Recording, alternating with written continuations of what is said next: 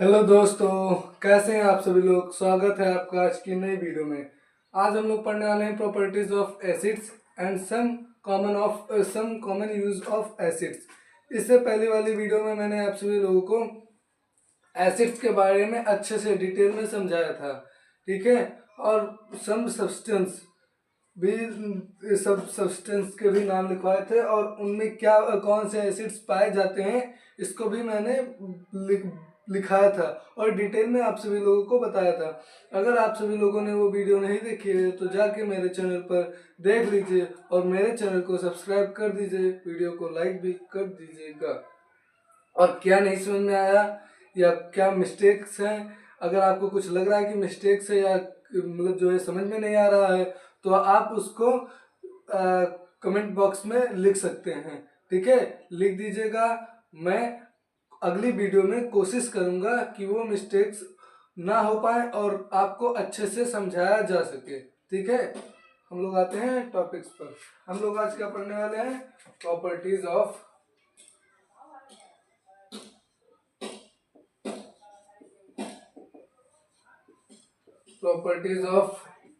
Acids. क्या पढ़ेंगे, properties of acids. हम लोग इसको सम टॉपिक पॉइंट्स में पढ़ेंगे। किसमें पढ़ेंगे, पॉइंट्स में, क्योंकि पॉइंट्स में पढ़ने से पॉइंट्स देखिए छोटा छोटा भी हो जाएगा और हम लोग को डिटेल में समझ में आएगा। तो पहला पॉइंट्स क्या है उनका,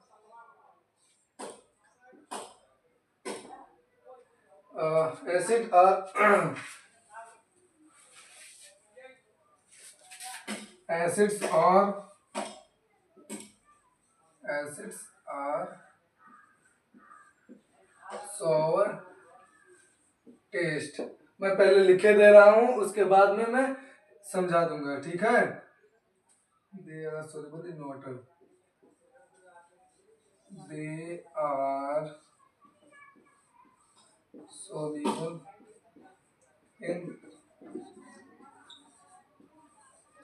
वाटर। थर्ड पॉइंट क्या है,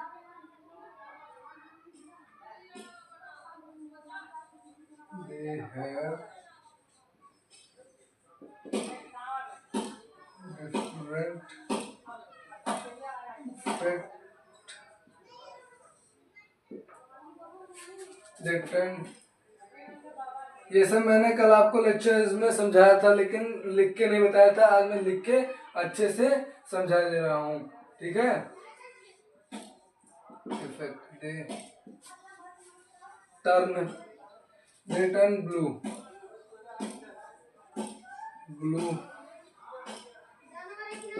litmus red and monthly orific and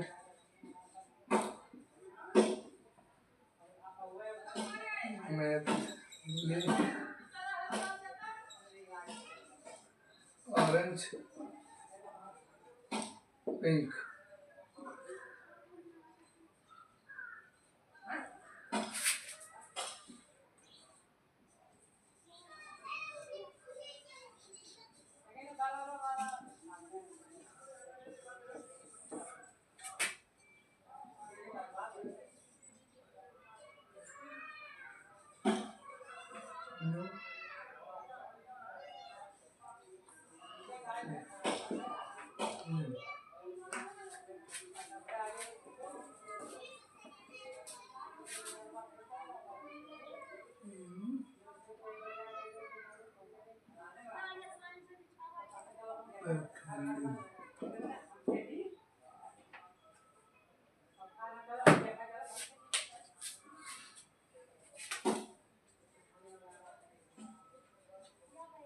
They are good conductor of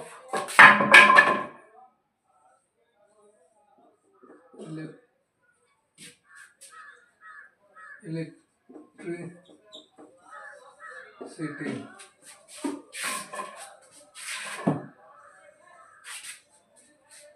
Acids are colorless।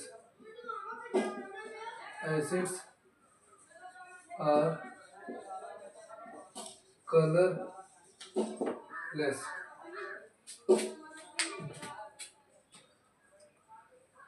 हम्म तो आज की वीडियो है प्रॉपर्टीज ऑफ एसिड्स पर और some common uses of acids. तो हम लोग अभी पढ़ रहे हैं properties of acids. Physical properties है ये। कौन सी है? फिजिकल में ये भी लिखे देता हूँ। Physical physical properties of acid, भौतिक।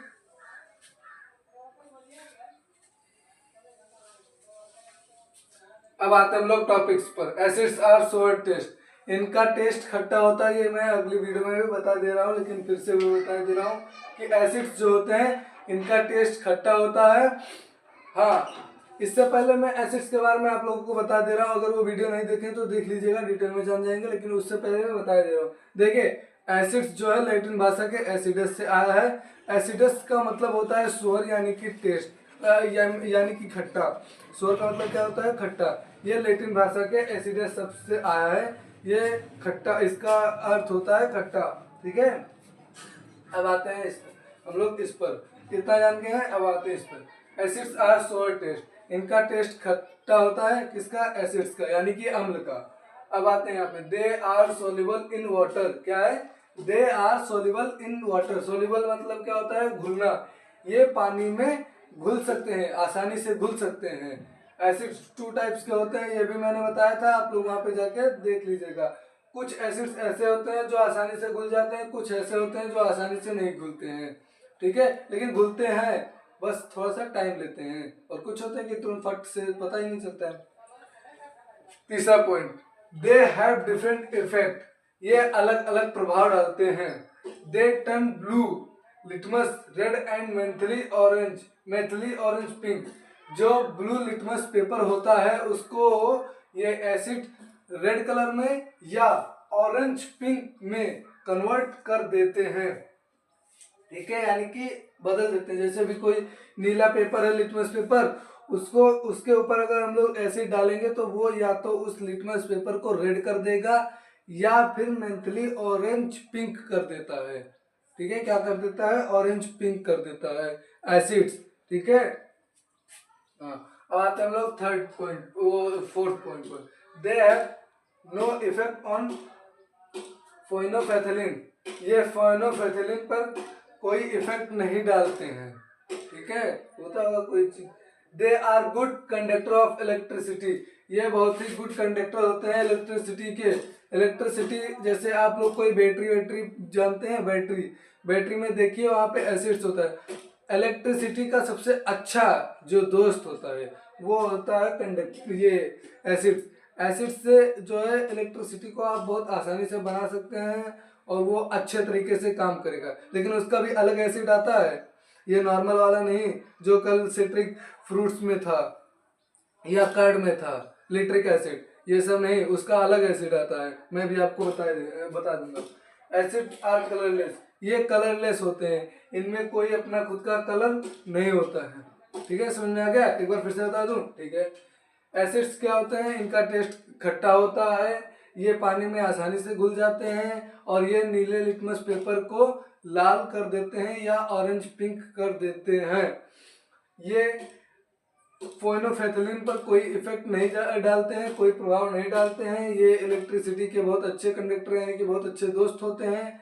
बिजली, लाइट के, करंट के, इन सब के बहुत अच्छे दोस्त होते हैं। ये कलरलेस होते हैं, मतलब इनका कोई कलर नहीं होता है। जैसे कि पानी का कोई कलर होता है?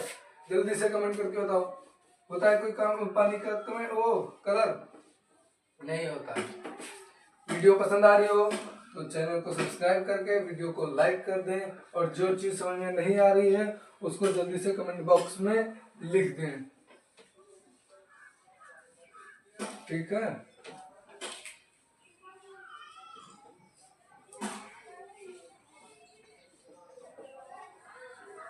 अब हम लोग आते हैं सम यूजेस ऑफ एसिड्स।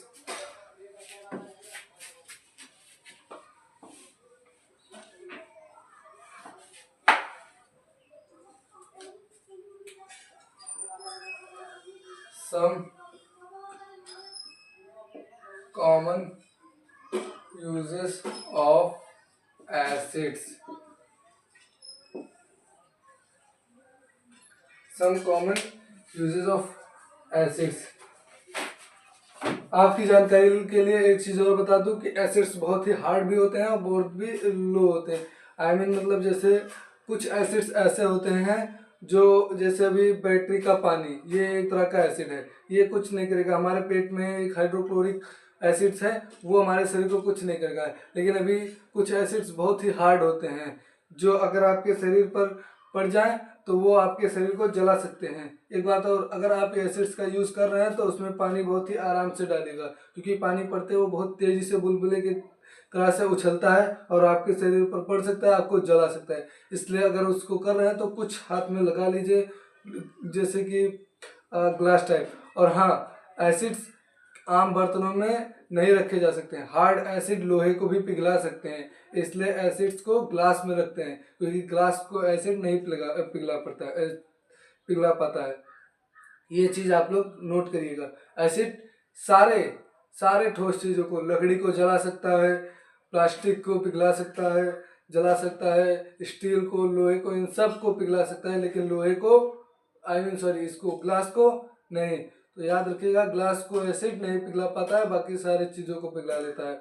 और अगर एसिड का यूज़ आप कर रहे हैं, उसमें पानी डाल रहे हैं, तो थोड़ा सा आराम से धीरे धीरे करके डालिएगा, क्योंकि अगर तेज़ी से डालेंगे तो वो एक बेग उछलेगा और आपके हाथों को या आपके शरीर को जला सकता है। ठीक है, तो सेफ्टी से। अब हम लोग आते हैं some common uses of acid. सबसे पहला कौन सा है? हाइड्रोक्लोरिक एसिड, HCl, जो हमारे पेट के अंदर है। Hydrochloric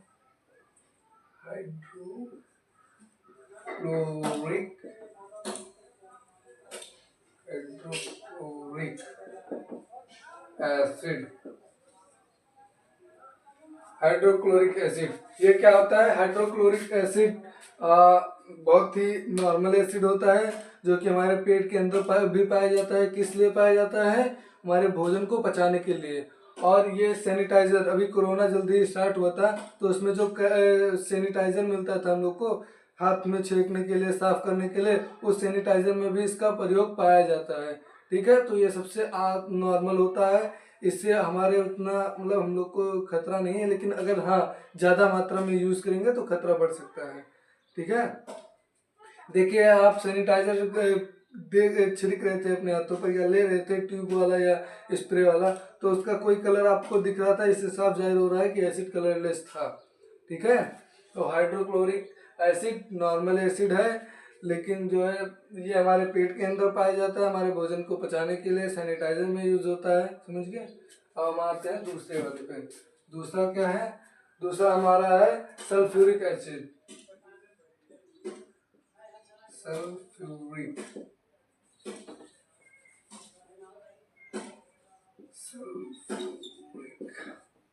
acid. इन एसिड्स के सूत्र भी होते हैं, इसको HCl कहते हैं। क्या कहते हैं? HCl। और इसको कहते हैं H2SO4। H2SO4 H2SO4 क्यों कहते हैं? क्योंकि इसमें इसको रिएक्शन की तरह से समझा जा सकता है। देखिए H2SO4 इसलिए कहते हैं क्योंकि इसमें हाइड्रोजन, ये H जो है ये हाइड्रोजन है, हाइड्रोजन की मात्रा इसमें 2% है। S मतलब सोडियम, ओ सॉरी सल्फर, ओ मतलब ऑक्सीजन। सल्फर और ऑक्सीजन की मात्रा इसमें 2% है, 4%, यानी कि इसकी 1%, इसकी 4%। तो इसलिए इसको H2SO4 लिखते हैं शॉर्ट करके। ठीक है, दोनों का रिएक्शन होता है, हाइड्रोजन का, सोडियम, इसका सल्फर का और ऑक्सीजन का, तो तीनों का रिएक्शन करने के बाद हमको मिलता है सल्फ्यूरिक एसिड।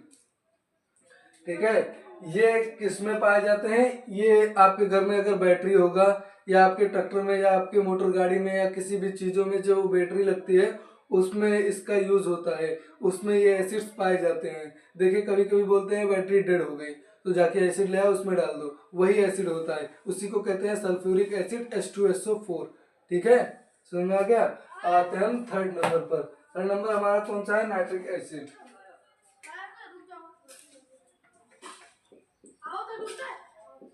नाइट्रिक एसिड, इसका सूत्र क्या है? HNO3 HNO3। इसमें हाइड्रोजन की मात्रा 1 है, नाइट्रोजन की मात्रा 1 है, लेकिन ऑक्सीजन की मात्रा 3 है, इसलिए HNO3 कहते हैं। नाइट्रिक एसिड किस में यूज होता है? आप लोग बॉम्ब देखे हैं? बॉम्ब ये शादी पर में जो जलाते हैं आप लोग, वो वाला बॉम्ब नहीं, वो तो नॉर्मल, उसमें सिर्फ नाइट्रिक का छोटा सा कण यूज होता है। जो एक्सप्लोजिंग वाला बॉम्ब होता है, जैसे किसी खदान में जिसका काम आता है, मूवीज में आप लोग देखे होंगे बूम से दगता है, वो वाले बॉम्ब, उसमें नाइट्रिक एसिड का यूज होता है। किसका यूज होता है? नाइट्रिक एसिड का यूज होता है। किसमें? एक्सप्लोजिंग बॉम्ब में यूज होता है। ठीक है, इससे आप अंदाजा लगा सकते हैं कि ये बहुत हार्ड होते होंगे। तो ये वाले इन सबसे बहुत दूर रहना चाहिए हम लोग को। अब आता है एसिटिक एसिड, 4th नंबर पर एसिटिक एसिड। इसका क्या है सूत्र? CH3 CH3COOH। ठीक है, ये किस में पाए जाते हैं? Acetic acid. आपके घर में आपकी मम्मी दादी सभी लोग सिरका, हम लोग के सबके घर में बनता है सिरका बनता है ना।